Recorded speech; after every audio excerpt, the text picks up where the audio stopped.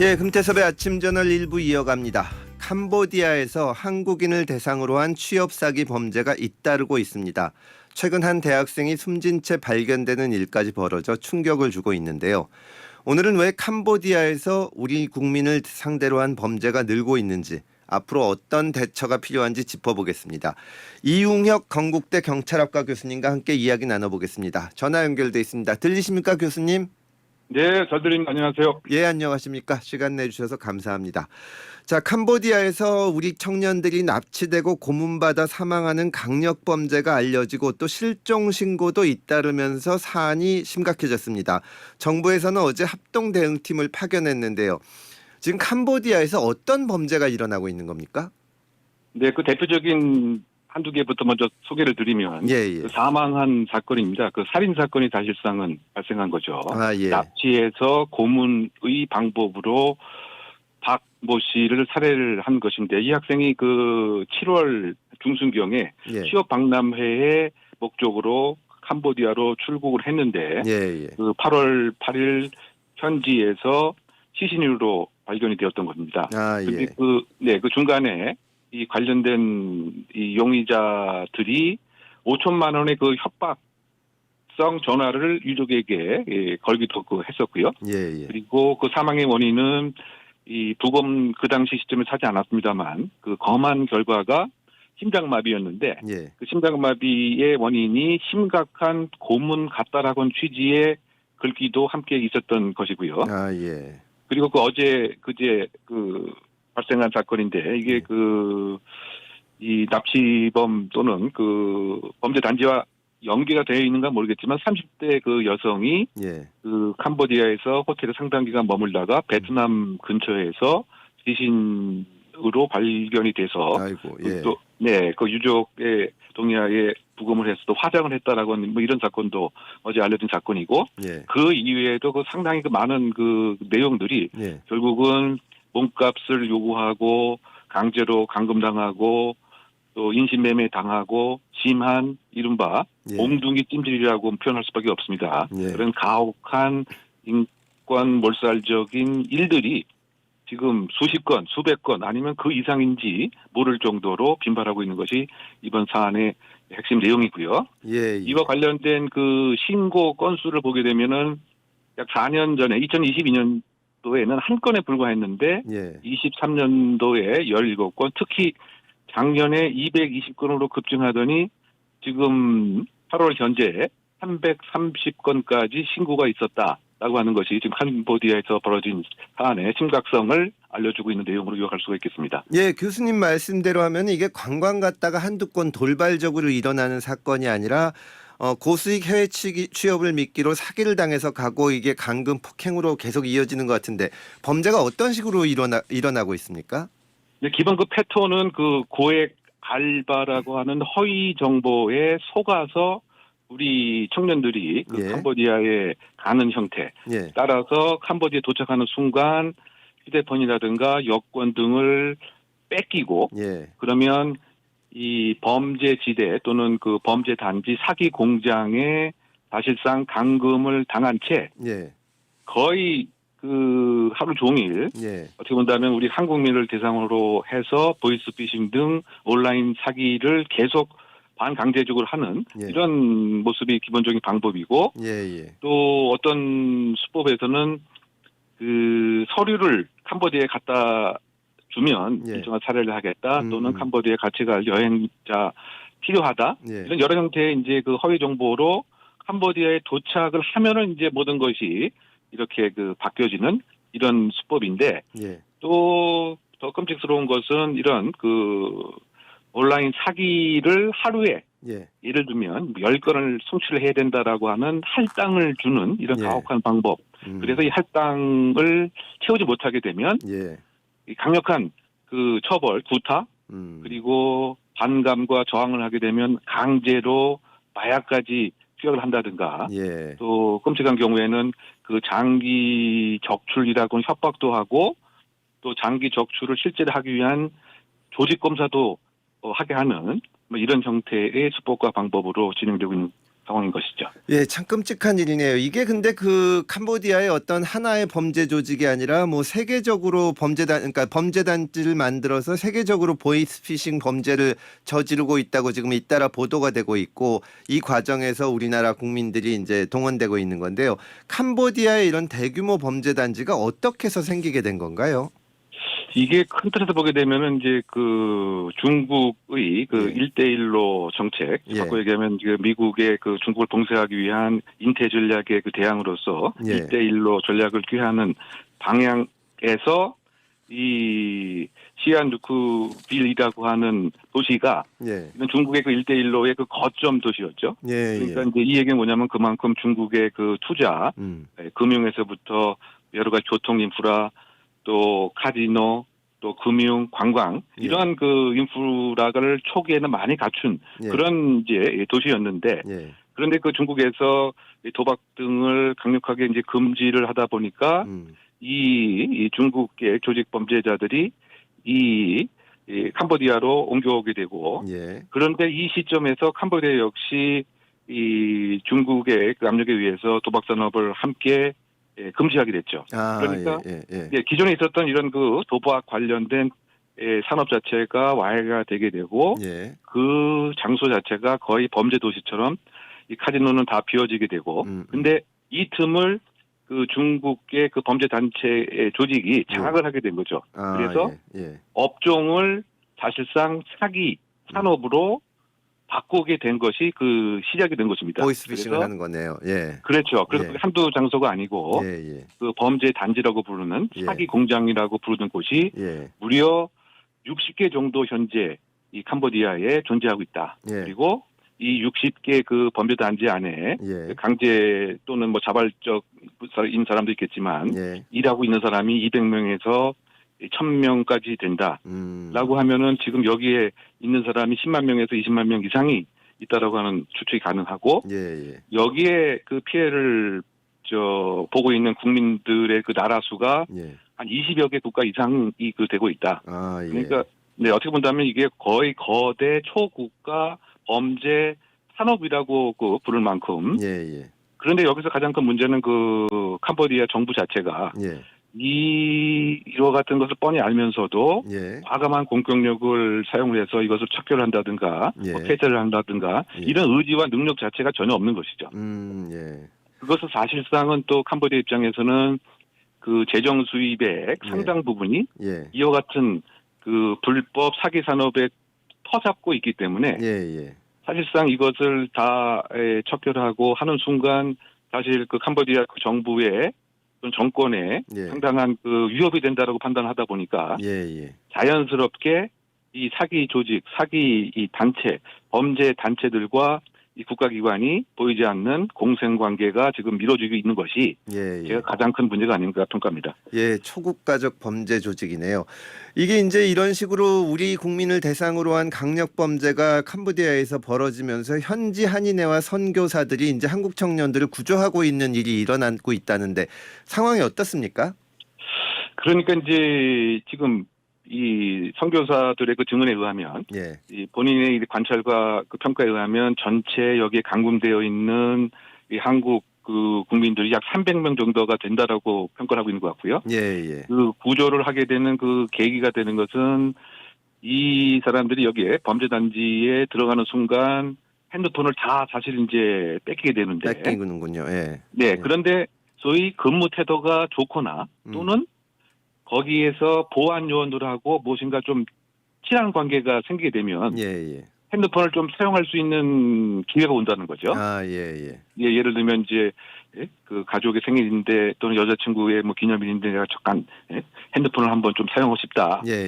라고 하는 어쨌든 기회가 생기게 되면은 그때 이 핸드폰 등을 통해서 구해달라고 하는 그런 이제 요청을 하게 되는 거죠. 캄보디아에 있는 또는 이 시안누쿠빌 근처에 있는 여러 가지 상자라든가 또는 이 선교사 등의 그 연락처 또는 그 공공 어떤 사이트에 올려서 그래서 그것을 이 착안을 해서 이 구출 작업을 하고 있는 것입니다. 그래서 이 범죄 단지 앞에 차를 대고 기다리고 있어서 나오면 태워주고 그래서 지금까지 뭐 수백 명까지 구출을 했다. 그래서 그 하루에 뭐 10건 이상씩 구출하는 적도 있었다. 예. 그런데 사실 이런 구출 작업을 제가 생각할 때는 우리 그 대한민국 정부가 자국민을 해야죠. 보호하기 해야 예. 되는 것인데 예. 어떻게 본다면 지금 그 사인이 그 예. 민간 단체가 하고 있고 예. 그러다 보니까 지금 이런 그 교민들이 사실상 자기 그 사비를 들여서 예. 이 일을 하고 있는 거죠. 왜냐하면 일단은 이 본국으로 보내기 위해서는 비자 작업도 해야 되고 또 서류도 하는 그 중간 피도 있고 말이죠. 그래서 어쨌든 이런 부분들이 어쨌든 간에 지금 우리 그 정부가 이런 사안에 대해 상당히 그 무관심했다, 너무 대응이 늦었다, 뭐 이런 그 비난이 쏟아지고 있는 것에 더 우리가 생각하게 한 대목이 아닌가, 뭐 저는 그런 생각을 많이 해봅니다. 알겠습니다. 언론 보도에 의하면 이렇게 그 사제를 털어서 구출 작업에 나서는 분들이 캄보디아에서 한 달에 1,000만 원을 벌 수 있는 직업은 없다. 제발 그런 사기에 현혹되지 말라는 얘기를 하고 또 이제 보이스피싱이나 마약 범죄에 활용되는 대포 통장을 애초부터 팔러 말하자면 범죄에 가담하러 오는 청년들도 있다는 얘기가 계속 나오는데 교수님께서 우리 청년들이 왜 이런 위험한 선택을 한다고 보십니까? 큰 틀에서 보게 되면 이제 국내의 그 청년 실업이라든가 그 일자리 자체의 그 한계 그리고 이 외국에서 이제 근무하는 그 조건에 대한 뭐 나름대로의 그 막연한 선호도, 동경감, 뭐 그것이 하나의 그 어우러진 것이 아닌가 생각이 되고 그런 그 국내에서 이른바 푸시 밀어내는 그런 이 부정적인 요소가 있는 반면 지금 그 캄보디아 등에서는 다 허위 정보이긴 하지만 이러한 미는 힘을 오히려 또 거기서 함께 끌어주는 이런 요소가 이제 있는 건데요.